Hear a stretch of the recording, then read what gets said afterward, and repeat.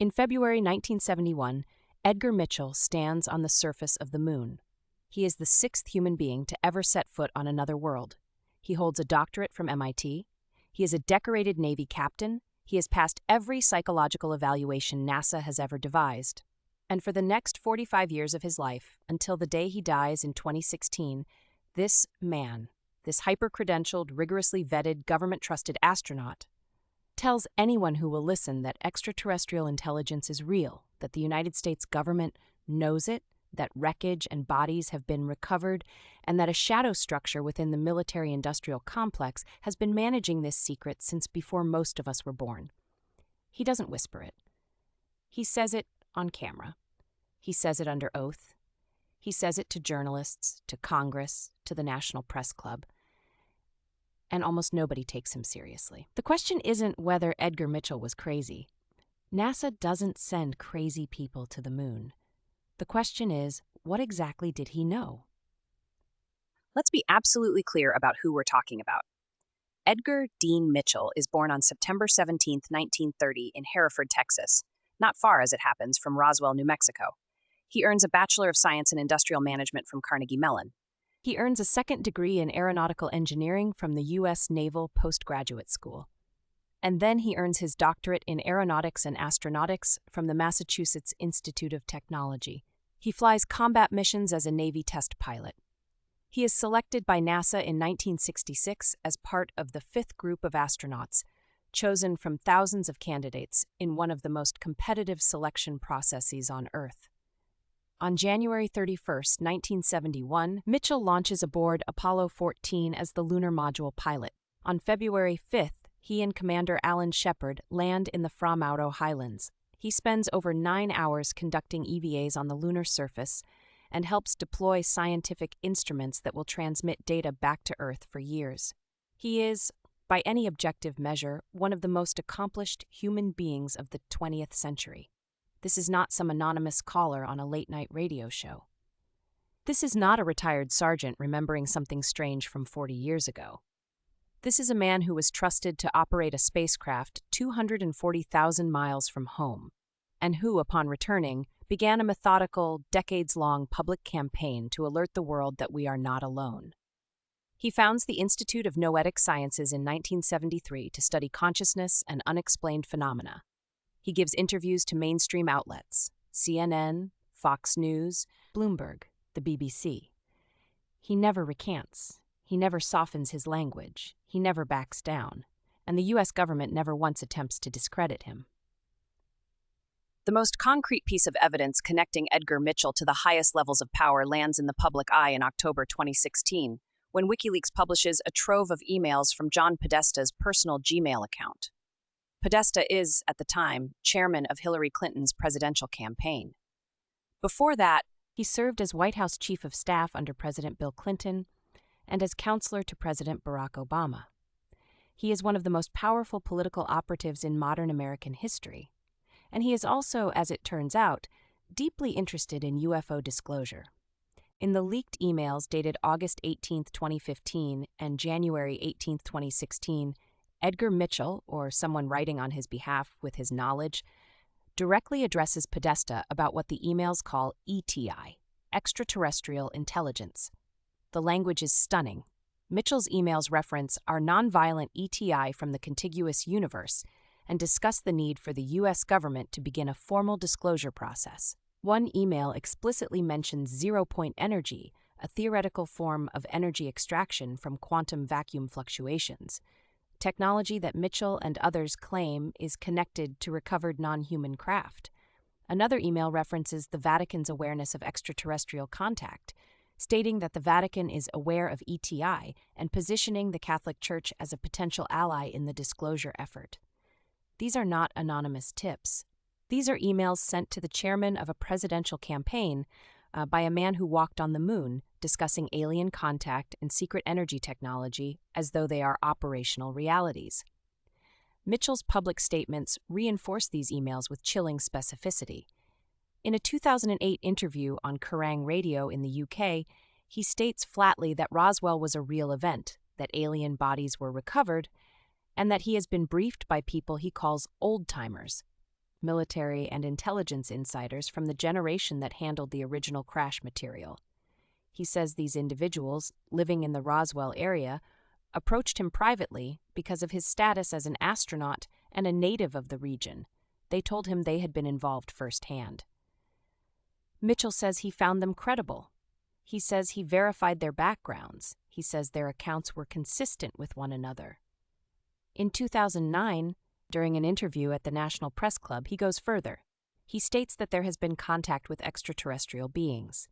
He states that a cabal, his word, within the U.S. government has been managing this information and keeping it from the public, from presidents, and from Congress. He names no specific individuals in this group, but he describes them as operating outside normal chains of command. With access to deep black programs shielded from congressional oversight, NASA's response to all of this is a single, carefully worded statement. NASA does not track UFOs. NASA is not involved in any sort of cover-up about alien life on this planet or anywhere in the universe.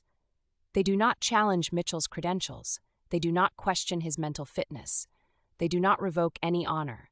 They simply change the subject. Here is where this story becomes genuinely unsettling.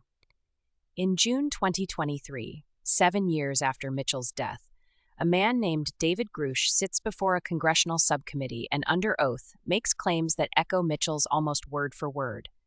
Grush is a former intelligence officer with the National Geospatial Intelligence Agency and the National Reconnaissance Office. He holds top-secret clearances. He files his complaint through the Intelligence Community Inspector General, who deems it credible and urgent. And he testifies before the United States Congress that the U.S. government possesses retrieved vehicles of non-human origin. That biological remains, what he calls non-human biologics, have been recovered from crash sites. That a secret program exists to reverse engineer this technology. That individuals who have attempted to come forward have been threatened, intimidated, and harmed. 50 years apart, two men with impeccable credentials, operating in entirely different spheres. One an astronaut, one an intelligence officer, describe the same program, the same secrecy, the same recovered materials, and the same pattern of suppression. Mitchell talks about a cabal. Grush talks about a tight-knit group of people managing these programs outside of congressional oversight. Mitchell references old-timers from Roswell who handled crash material. Grush references legacy programs dating back to the 1940s that have been passed between contractors and agencies for decades. Mitchell warns Podesta about the urgency of disclosure. Grush files a formal whistleblower complaint because he believes the American people are being illegally kept in the dark. The convergence is extraordinary. These aren't echoes of internet conspiracy theories. These are two of the most credentialed whistleblowers in the history of the subject, separated by half a century, telling the same story with the same structural details.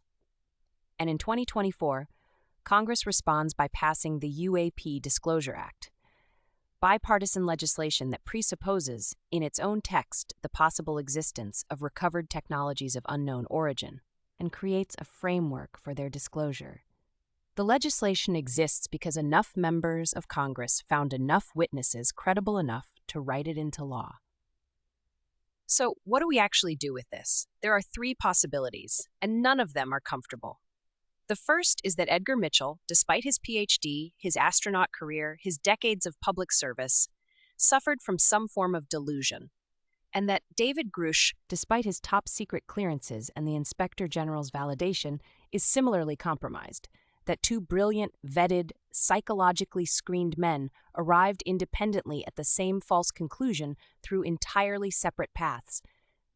It's possible, but it requires us to believe that the system we trust to select astronauts and intelligence officers is fundamentally broken in a way that has never been identified. The second possibility is disinformation, that Mitchell was deliberately fed false information by intelligence operatives seeking to muddy the waters around classified but terrestrial military programs. This theory has some precedent. The Dodi Benowitz affair of the 1980s shows that intelligence agencies have used UFO narratives as cover stories, but this explanation doesn't account for the Podesta emails, which position Mitchell as someone driving the conversation, not receiving it. And it doesn't explain why the government would allow a moonwalking astronaut to spend 45 years spreading a narrative they could have quietly shut down. The third possibility is the one that keeps people up at night.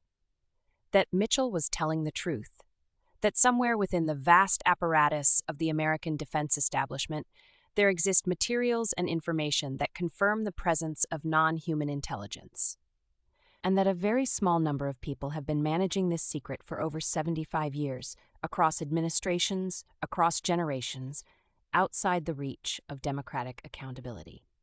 Edgar Mitchell died on February 4, 2016, the eve of the 45th anniversary of his moon landing.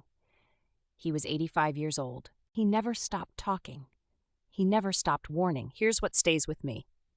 We trusted Edgar Mitchell enough to put him inside a spacecraft and send him 250,000 miles into the void. We trusted his judgment, his intellect, his stability, his courage. And then, when he came back and told us something we didn't want to hear, we simply stopped trusting him.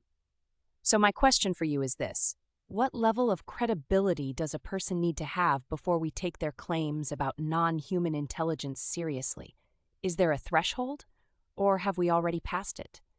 Drop your answer in the comments. I read every single one. If this is new territory for you, watch our breakdown of the David Grush congressional testimony next. The link is on screen now. That video shows you exactly how Mitchell's warnings from the 1970s became congressional law in 2024. If you think these stories deserve serious investigation instead of ridicule, subscribe, hit the bell. This channel treats these questions the way they deserve to be treated, with evidence, with rigor, and without apology. We'll see you in the next one.